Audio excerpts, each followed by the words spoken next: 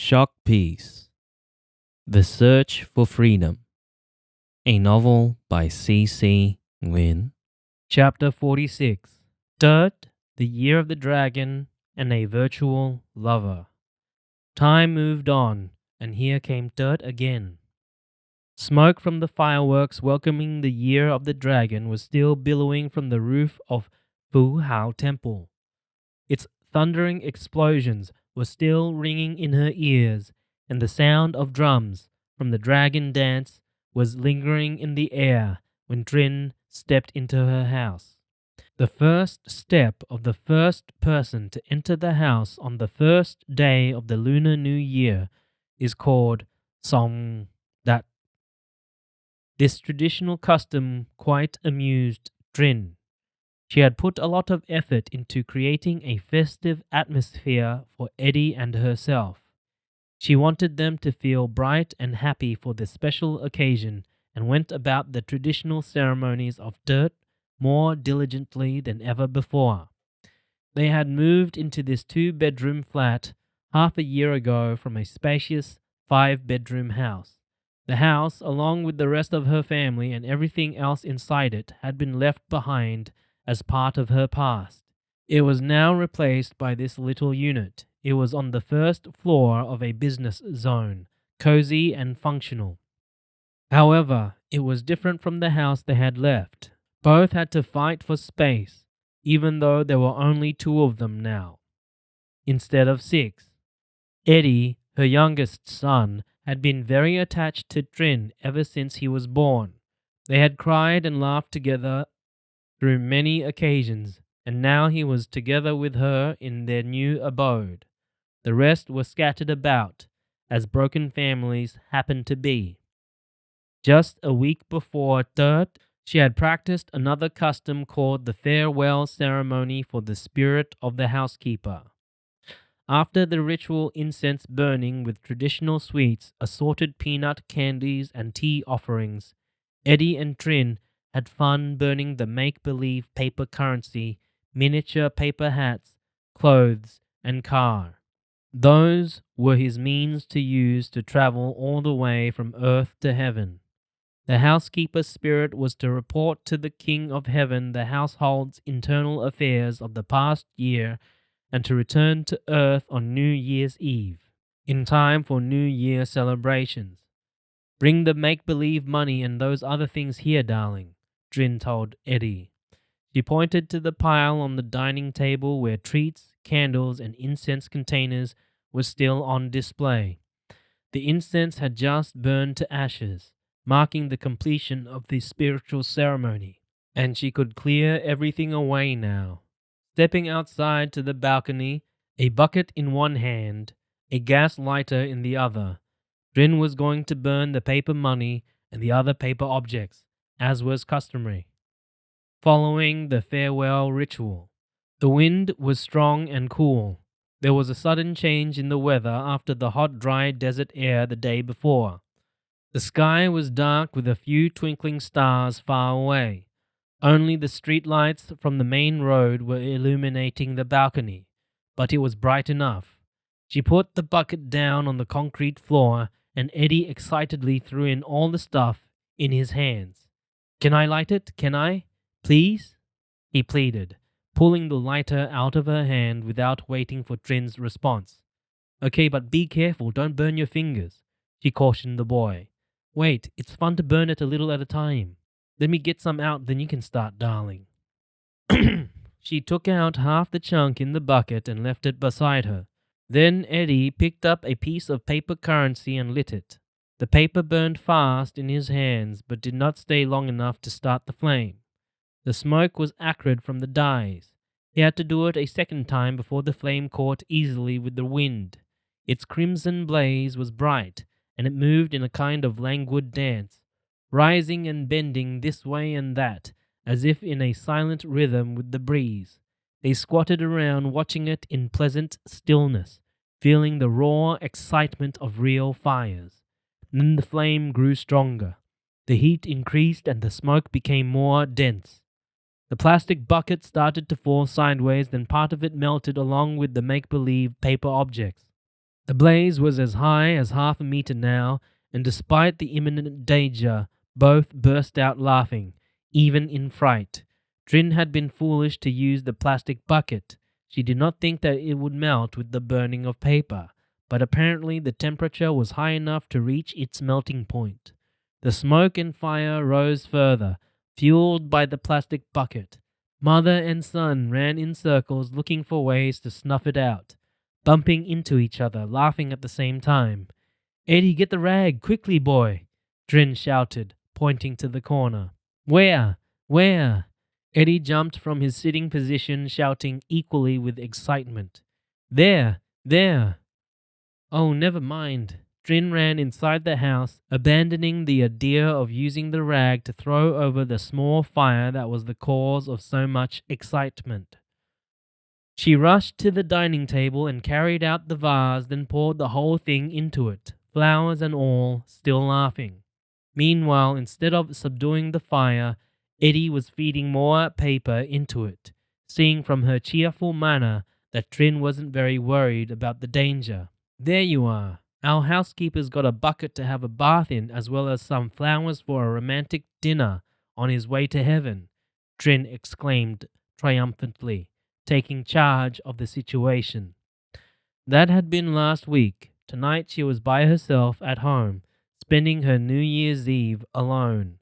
The flat was next to the temple, and she had the opportunity to watch the fireworks and dragon dance from her balcony after the customary New Year's Eve incense burning ceremony. The ceremony is to welcome home the spirits of ancestors and the deceased in the family in the third celebration. Eddie was with his dad and the older brothers.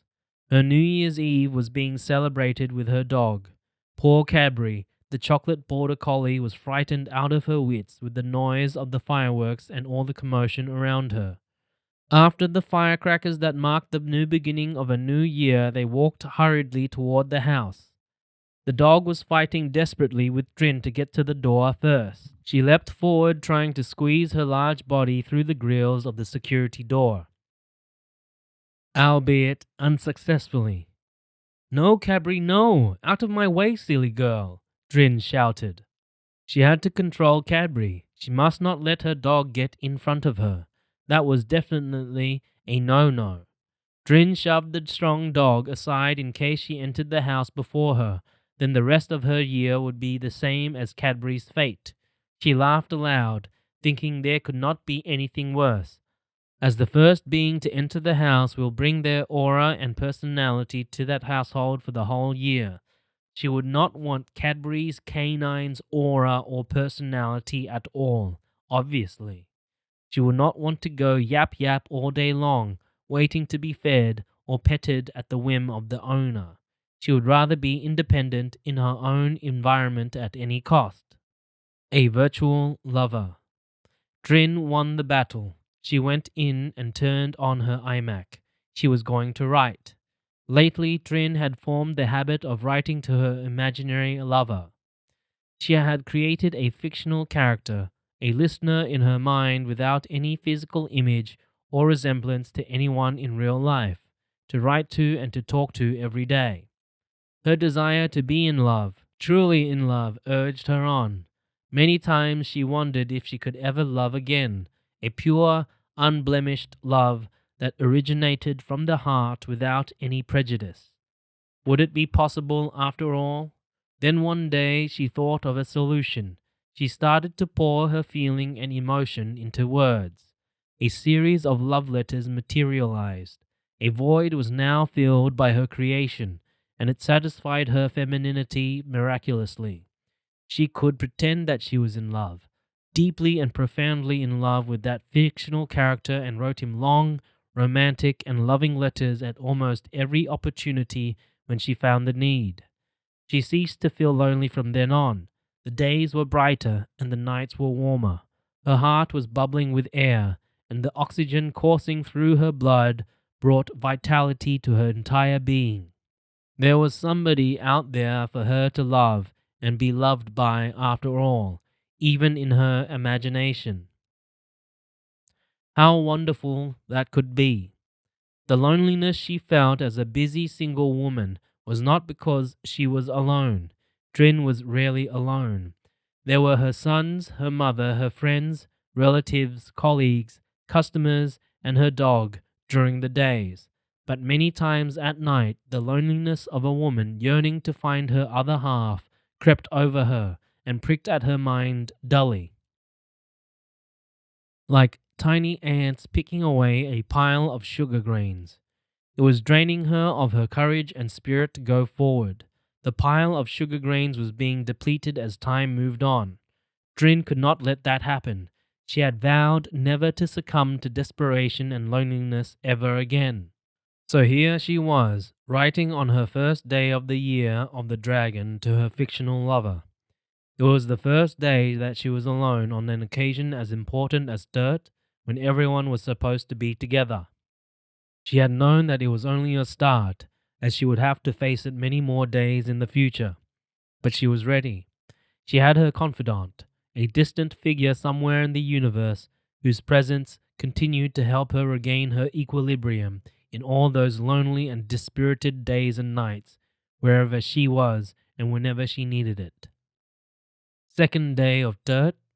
The footpaths were full of firecracker shells, their empty remains strewn about thickly on the ground like a red carpet. It was business as usual. Drin opened the pharmacy with more firecracker explosions and the drumming of the dragon dance pounding along the street. This was the way to shoo away bad omens and to bring prosperity for the new year. In Oriental belief, the dragon is a symbol of power, dignity, fertility, and auspiciousness.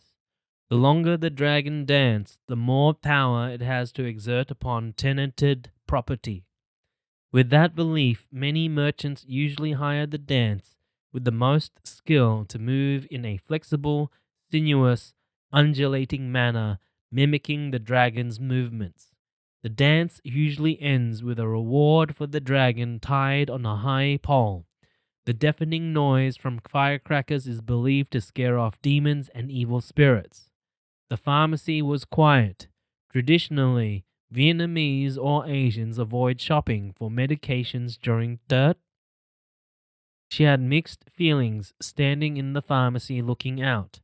Happiness and melancholy were all blurry, undefined, as if she was having a hallucination. The festive atmosphere and the gaiety of every passer-by brought cheerfulness and merriment for an instant, then left her empty as quickly as it arrived. Somehow she missed her father. His joie de vivre always brought laughter and glitter to occasions like dirt. The family would gather around him, listening to his singing and his jokes. He used to give them a riddle, asking, "Tell me, children, do you know how far it is from earth to heaven?" "A million stars away," Drin shouted, trying to be heard over the chattering of others. 2 million kilometers, her brother seconded. "There is no heaven," Kim protested. 2 years to travel there, Juan cautiously answered. Her father would laugh uproariously and declared victoriously, "No, it's not far at all. In fact, it's very close. Don't you all see? It's only taken a week to travel from earth to heaven and back. The story of the housekeeper and the ritual of bidding farewell to him, then welcoming him back to earth within 7 days, proves it." Everyone laughed and acknowledged the ingenuity of the riddle. Drin missed her childhood, albeit a troublesome childhood full of images of war and despicable living conditions. Returning home after school, her father would pick her up, give her a cuddle with many kisses on her cheeks, then put her on his lap, and ask, "My darling, do you love me? Did you miss me, my sweetie? How much do you love me, my little sunshine?" She remembered fidgeting on his lap, longing to jump off and run away with her toys, as she always wondered why he had to ask those silly questions. She remembered fidgeting on his lap, longing to jump off and run away with her toys, as she always wondered why he had to ask those silly questions. The questions were always the same, and she was being asked many, many times over and over again, like a ritual. In her childish mind, Trin found it a waste of time, so she replied like an automaton, "Yes, I do. Love you very much. Miss you too, a lot." Then her father continued, "How much is a lot, my doll?" Still holding on tightly to Trin, deliberately not letting her slip off his lap, enjoying his game. "And when will you stop, my little girl?" At this point, Trin had run out of patience and become annoyed with his childish game as she saw it. She wriggled forcefully out of his hold, but still tried her best to please him by shouting and extending her short hands to maximum arm's length. "As much as this, and forever and ever, never, never stop." Then triumphantly, she darted away laughing, free of him. Those questions from her father about love were very real. However, the answers to them would be as surrealistic as love itself. How would one measure one's love? Trin wondered. Now, in her reminiscence as a mature adult, Trin understood her father's poetic passion better. He was such an affectionate, romantic, and sentimental soul. If she had known that it was her father's way of reassuring himself that there were forever in this universe a someone whose love toward him was unconditional and lasting, as much as this much and forever and ever, never, never stop, then Trin would have put more emotion into her replies, with more sincerity with the sake of her father's confidence. To declare the love of a daughter toward her father was unique and ongoing even when his presence had already gone from this earth many years ago. She had asked her imaginary love in her letter last night similar questions as if seeking the same reassurance her father had sought. "Do you love me? Do you miss me? How much is your love for me, and would you ever stop?" The unmeasurable or immeasurable state of love. The consequences were so vast in having it or not having it that Trin thought no one would be able to explain. The contrasting effect of one state to the other, from a positive yes and a feeling of joie de vivre to the negative one of no, with an indifference to life, was truly remarkable.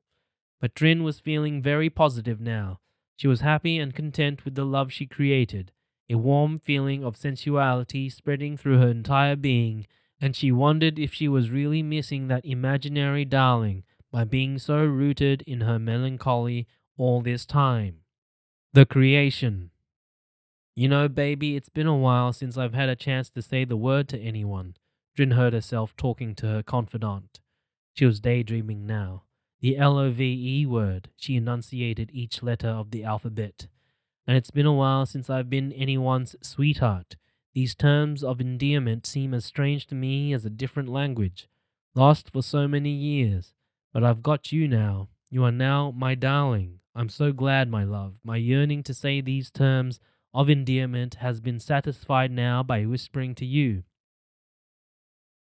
Trin laughed. The benefits of having an imaginary character were enormous. Her confidant had to be agreeable. He had no choice. So she continued, "I'm writing to express my feelings to a love which I've found. That's you. Yes, baby. You're going to receive it all, darling. Every emotion from deep in my heart, every sense, every perception, every consciousness from my hours of living is now devoted to you. My sensuality and my passion are now yours. Without you, they might fade away in time. Don't you see? So here I am, transcribing my femininity into words to you to preserve them for me, as I'm afraid of living a life without romance. You are now my romance, my choice. There was not much choice out there, regretfully. Don't you see, darling? To have someone of similar interests and intellect on the same wavelength, so to speak, is extremely difficult. The problem lies in the evolution of humankind. Changes are taking place faster than any other time in the past. The roles of the two sexes in the universe, male and female, need to be preserved in this century. The 21st century. The roles are switching and mixing together so much that sometimes I find myself wondering which one is mine." Trin smiled at herself. She felt warm and glorious. She was in love. Didn't someone just stop in his tracks and tell her this morning, You've got a beautiful smile. I'm sorry, but I must tell you that," when she was having a morning walk with Cadbury. Her face must have lit up even more as the stranger continued on his bike, repeating, "Your smile is so beautiful."